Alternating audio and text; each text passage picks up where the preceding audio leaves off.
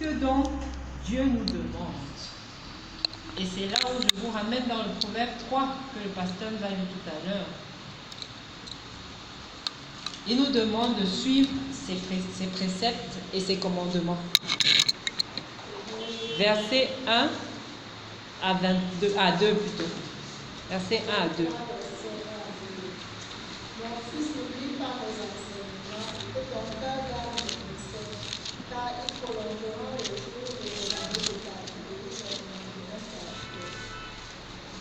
Amen. Ici, le Seigneur a dit de ne pas oublier ses commandements, ses préceptes. Pourquoi? Parce que ça emmène à la longévité. C'est bien écrit dans Proverbe 3. La deuxième des choses qu'il nous demande, c'est la bonté et la fidélité. Nous devons faire le bien à tout égard. À tout égard, tu dois faire le bien. Ne regarde pas que, non, je ne dois pas faire le bien à telle personne parce que cette personne est pécheur. Ou bien cette personne m'a insulté. Ou cette personne... Non, tu dois faire le bien à tout égard. Et être fidèle à Dieu. Versets 3 à 4. Que la bonté et la fidélité nous abandonnent pas. Lis-les à ton tour, écris-les sur la table de ton cœur. Tu acquerras ainsi de la grâce et une maison saine aux yeux de Dieu et des saints. Amen. Tu auras la grâce de Dieu quand tu fais du bien. Parce que tu feras du bien même à la personne qui te veut du mal. Et qui va te récompenser si ce n'est Dieu? Donc, c'est par sa grâce qui va te récompenser. Parce que quand tu fais du bien, ne cherche pas un retour. Troisième, la foi. Verset 5 à verset 6. Confie-toi à l'Éternel de tout ton cœur et ne t'appuie pas sur ta sagesse. Reconnais-le dans toutes tes voies et il aplanira tes sentiers. Amen. Amen. Quand tu as la foi, tu peux déplacer les montagnes. Ça veut dire que Dieu déplacera pour toi les obstacles qui seront devant toi. Je n'ai pas dit que tu marcheras sur une route sans obstacles. Non, tu rencontreras les obstacles. Mais Dieu sera avec toi. Mais Dieu détruira ces obstacles devant toi. Parce que le chrétien se dit souvent que parce que je suis avec Dieu, alors il n'y a pas d'obstacle. Non, c'est même parce que tu es avec Dieu que le diable va te regarder. Le diable n'a pas besoin de mettre des obstacles dans la vie d'un de ses enfants. Parce qu'il lui appartient déjà. À quoi bon mettre ces obstacles? S'il met les obstacles, l'enfant va se dire non, je suis sur le mauvais chemin, je dois aller de l'autre côté. Donc, pour ces enfants, tout roule normalement. Mais quand il s'agit d'un enfant de Dieu, il installe des obstacles. Mais le Seigneur aplanira toujours ses sentiers. 4. La crainte de l'Éternel. La crainte de l'Éternel, ou j'appellerais ça l'amour pour Dieu. Parce qu'on craint ce qu'on aime. On craint par exemple de perdre son bien-aimé parce qu'on l'aime. Ce n'est pas parce qu'il est méchant, mais c'est parce qu'on l'aime. On craint de perdre son enfant parce qu'on l'aime, son parent parce qu'on l'aime. Donc on craint ce qu'on aime. Verset 7. Ne sois point sage à tes propres yeux, crains l'Éternel et détourne-toi du mal. Ce sera, verset 8. Ce sera la santé pour tes muscles et un rafraîchissement pour tes os. Amen. Le manque d'amour produit les maladies. Est-ce que vous savez ça? Le manque d'amour produit les maladies. Qu'est-ce que le manque d'amour? La colère. Pourquoi on est en colère? Parce qu'on manque d'amour. Alors, on va toujours se trouver une raison pour être en colère. Et si on est en colère, qu'est-ce que ça produit? Hypertension, par exemple. La tension monte. Le manque d'amour, c'est encore quoi? L'orgueil. Parce que dans l'orgueil, on ne pense qu'à soi-même. On ne regarde pas autour de soi. On ne voit pas qu'on fait du mal aux gens. Donc, qu'est-ce que ça produit comme maladie, l'orgueil? Comme tu vas aller vers les convoitises, parce que tu es orgueilleux, tu vas aller boire les grands vins, les machins, et tu auras les cirrhoses de foie et toutes ces choses. Et les VIH également. Parce que pour toi, il te faut plusieurs femmes. Une femme ne te suffit pas. Donc tu es exposé aux maladies. Tout ça, c'est le manque d'amour. Il y a bien d'autres choses. Donc Dieu veut que nous nous confions également à lui, que nous confions toute notre vie et que nous ne faisions pas même confiance à nous-mêmes. Donc, ne fais pas confiance à l'homme, mais ne te fais même pas toi-même confiance, parce que après tout, tu es un homme. Proverbe 3, verset 5. Proverbe 3, verset 5. Confie-toi à l'Éternel de tout ton cœur et ne t'appuie pas sur ta sagesse. Ne t'appuie pas sur ta sagesse. Ça veut dire ne te fais pas confiance à toi-même. Parce que ta sagesse va t'emmener à la ruine. Dieu veut également que nous lui obéissons. Verset 11. Verset 11, il est écrit, mon fils, ne méprise pas la correction de l'Éternel et ne défais point de ses châtiments. Car l'Éternel châtie celui qui aime, comme un père l'enfant qui chérit. Quand Dieu veut nous guider, nous ne sommes pas obéissants. Nous sommes obéissants quand ça nous plaît. Dieu te dit, va là-bas parce que ça te plaît, oui, tu y vas. Mais le jour où Dieu vient te corriger, non, tu n'es plus obéissant parce que ça ne te plaît plus. Alors, qu'est-ce que ça produit? Le manque d'obéissance. Et quand il y a le manque d'obéissance, la colère de Dieu.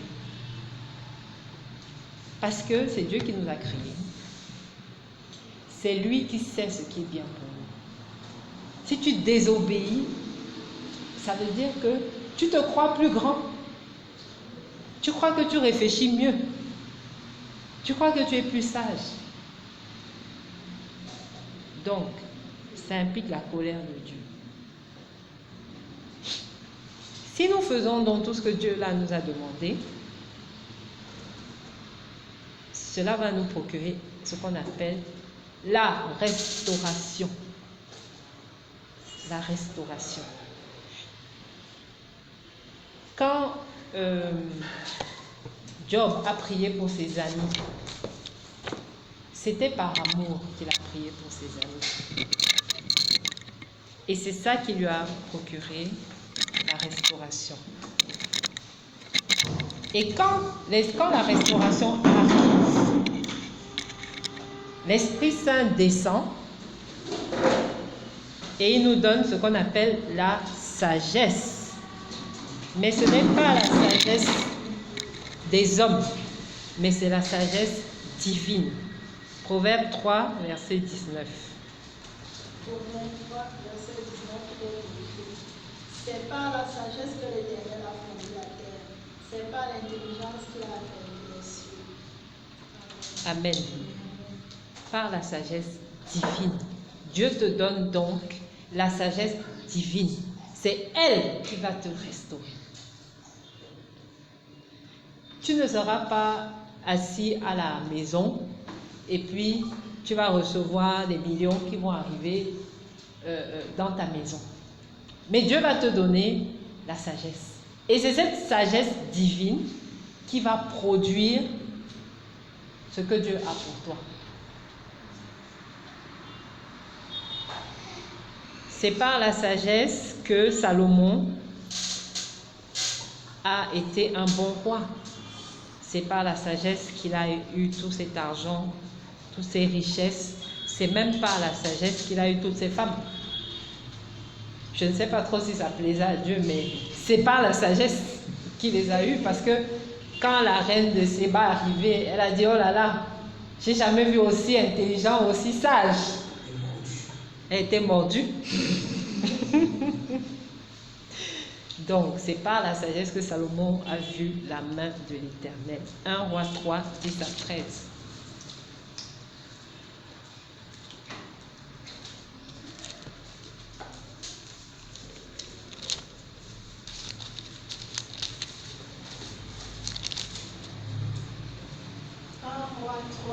Verset 10 à 13, il est écrit: Cette demande de Salomon fut au Seigneur, et Dieu lui dit: Puisque c'est ce que tu demandes, puisque tu ne demandes ni toi, ni une longue vie, ni la richesse, ni la mort de tes ennemis, et que tu demandes de l'intelligence pour exercer la justice, voici, j'agirai selon ta parole. Je te donnerai un cœur sage et intelligent, de telle sorte qu'il n'y aura plus personne avant toi et qu'on ne verra jamais personne de semblable à toi. Je te donnerai en outre ce que tu n'as pas demandé, des richesses et de la gloire, de telle sorte qu'il n'y aura pendant toute ta vie aucun roi qui soit ton pareil. Amen. Donc, pour acquérir la sagesse divine, en quelque sorte, nous devons avoir de l'amour pour Dieu. Si nous avons de l'amour pour Dieu, toutes ces choses que j'ai citées deviennent faciles. Comme dans le rêve de la sœur, ce n'est plus un fardeau. Parce que notre plus grande crainte sera de décevoir Dieu. Dieu, ce n'est pas une histoire de loi ou de règles. Mais si tu as de l'amour pour ton mari, prendras-tu le risque que ton mari te chasse? Non.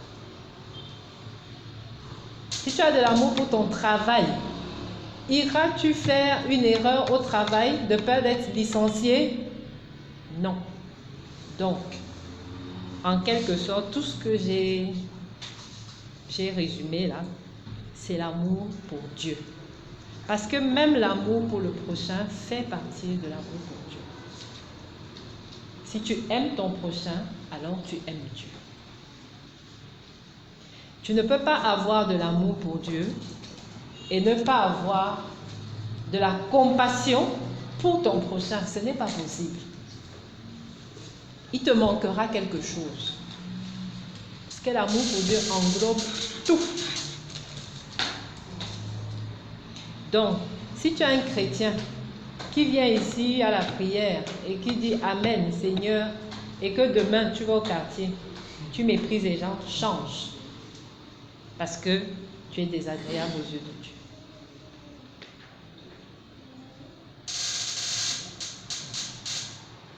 Marc 7, 20 à 23.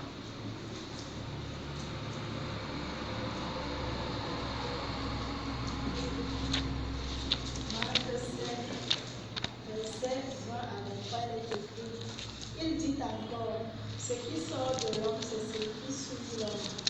Car c'est du cœur des hommes que sortent les mauvaises pensées, les adultères, les impudicités, les meurtres, les vols d'iniquité, les méchancetés, la fraude, le déraisonnement, le regard envieux, la calomnie, l'orgueil, la folie. Toutes ces choses mauvaises sortent du dedans et suivent l'homme. Amen. Quand je préparais ce cours, cet enseignement, Dieu me disait que tout est prémédité. Il n'y a rien qui vient comme ça. Tout est prémédité d'abord dans le cœur. Si tu veux faire du mal à quelqu'un, tu le prémédites d'abord dans ton cœur.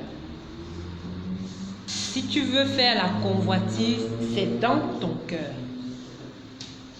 Il n'y a personne qui va dire j'ai fait ça parce que vraiment je ne savais pas. Non, il a prémédité d'abord.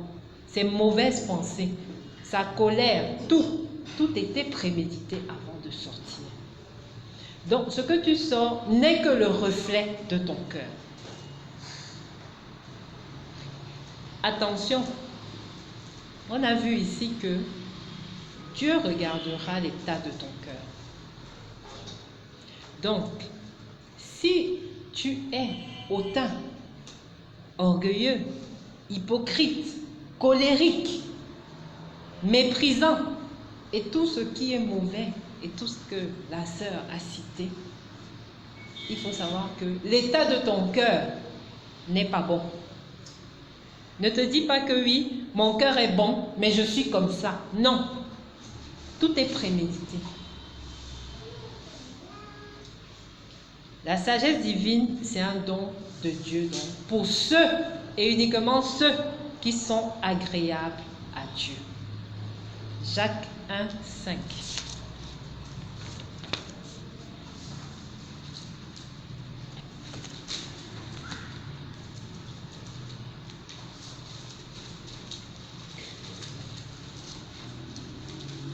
Jacques 1, 5.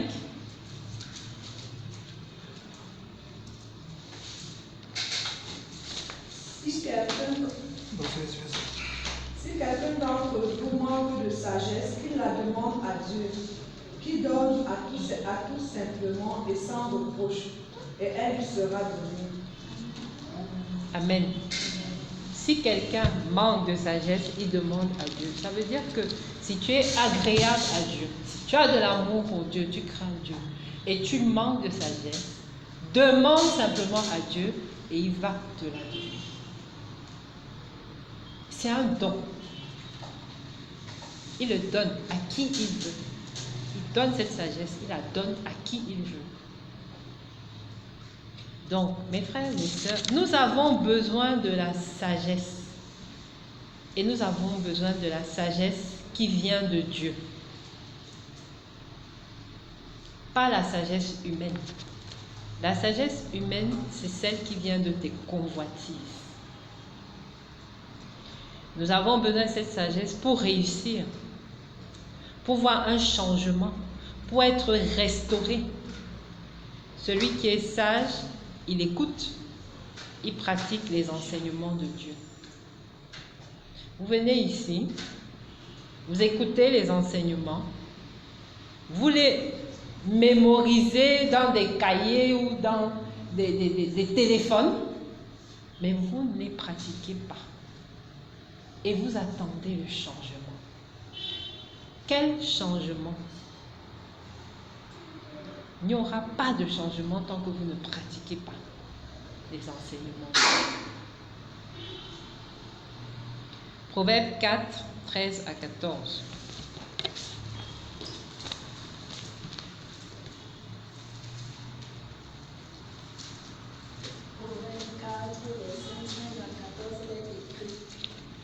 Retiens l'instruction, ne t'en saisis pas. Garde-la car elle est ta vie. N'entre pas dans le sentier des méchants et ne marche pas dans la voie des hommes. Amen. Vous avez compris. Retiens l'instruction. Ça veut dire que tu dois pratiquer ce que tu entends. Pas seulement écouter et dire pour les autres. Parce que maintenant, il y a des grands pasteurs. Ils viennent, ils entendent. Ils ne pratiquent même pas eux-mêmes. Mais c'est eux qui parlent. Faites ceci, faites cela. Après, ils disent, ne faites pas comme moi je fais. Nous devons pratiquer. Et en tant que serviteurs, encore plus que les gens du monde. C'est quoi la bénédiction du sage? La richesse spirituelle, la richesse matérielle. Spirituelle, pourquoi? Parce que tu vas commencer à penser comme Dieu. Tu ne penseras plus comme un homme, mais tu penseras comme Dieu. La richesse matérielle, regardons Salomon. Dieu, si tu penses comme Dieu, il va te donner les clés de chaque chose pour ouvrir des portes qui sont fermées. Et la richesse matérielle viendra forcément. Tu ne vas plus te battre. Parce que tu entendras une voix qui te dit, va cogner à telle entreprise. Et quand tu iras, c'est là-bas qu'on va te prendre. Parce que Dieu t'aura donné cette sagesse.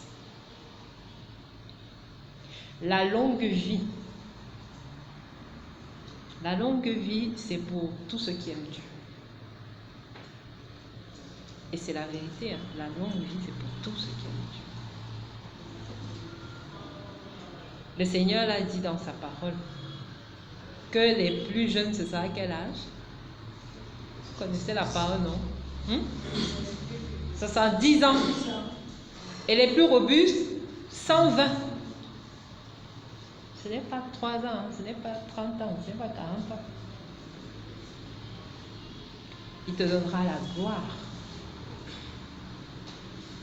Il n'y avait pas plus glorieux que Salomon. On parlait de lui partout, il était une star.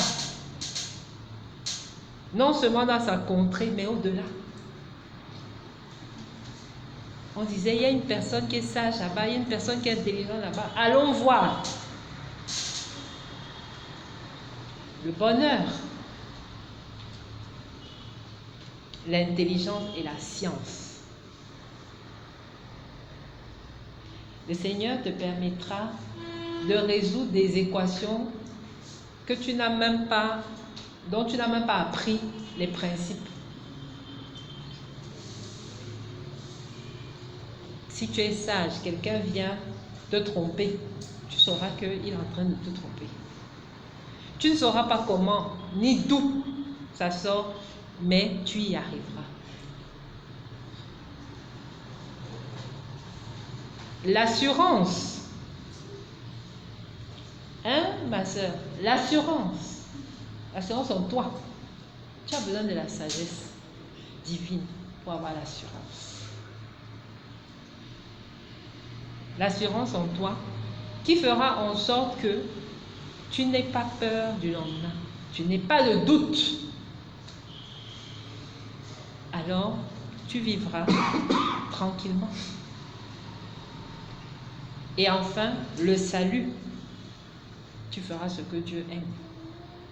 Tu marcheras selon ses voies. Et tu auras certainement le salut. C'est la route qui mène au salut. Dès qu'il te donne la sagesse, il est en toi. Parce que la sagesse divine, c'est Dieu. C'est la sagesse de Dieu. Tu vois les choses comme lui. Tu fais comme lui. Tu agis. Tout ce que tu fais, c'est comme Dieu. Si tu veux être restauré, donc, Marc 10, 28 à 31.